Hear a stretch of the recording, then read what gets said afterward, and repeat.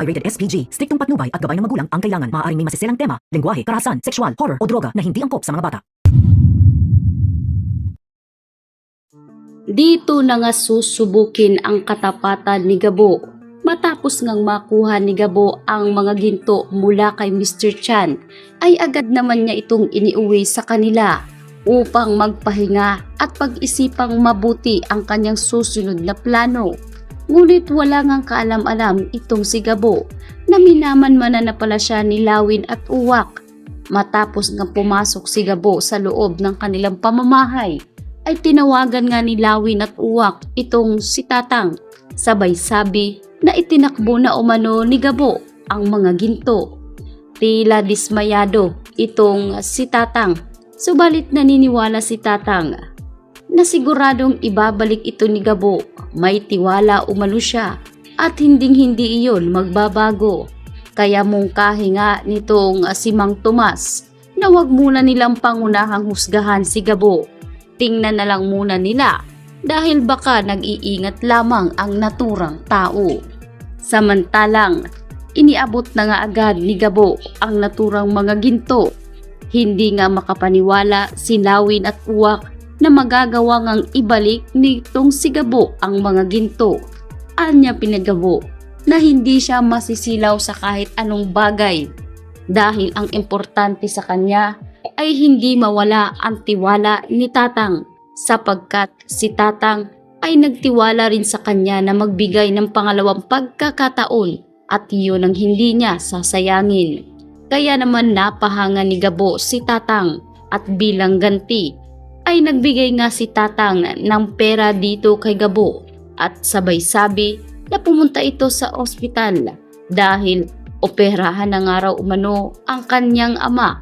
Wala ngang kamalay-malay si Gabo na nagpadala na pala ng pera itong si Tatang sa ospital para maisagawa na ang naturang operasyon nitong si Rudy. Laking pagtataka nitong si Betchay kung saan umano kinuha ni Gabo ang ganoon kalaking pera. Kinuha nga ba raw nila ito sama-sama, ngunit wala ngang paliwanag si Gabo sapagkat buhay niya ang nakataya nang pasukin niya ang naturang smuggling gold na pag-aari ngayon nitong si Mr. Chan. Habang itong si Mr. Chan ay tuluyan na nga ring nasa kote at hawak na ng mga pulis. Subalit, imbis na matuwa si General Delgado ay dito nga ito galit na sinalubong si Sam. Pinapunta siya ni Delgado sa opisina nito at dito nagpaliwanag si Delgado na dismayado at masama ang loob niya dahil sinuway ni Samantha ang kanyang utos para na umano niyang anak kung ito rin si Samantha. Kung kaya't ganoon na lamang kasakit para kay Delgado na suwayin siya nito dahil nabastos umano ang kanyang pagkatao dahil nahuhulog na parang wala na siyang boses na kailangan pang sundin nitong si Samantha.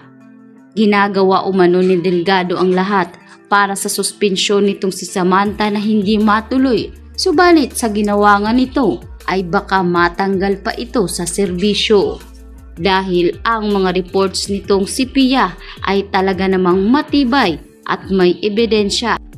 Kaya naman umiyak itong si Samantha at humihingi ng tawad na kung kinakailangang matanggal ay wag na umanong idamay ang kanyang mga kasama. Hanggat kaya niya umano ay sasaluin niya ang lahat ng parusa basta't sa kanya umano iatas ang lahat. At huwag na nga raw idamay pa ang kanyang mga kasama na naging kasama sa misyon.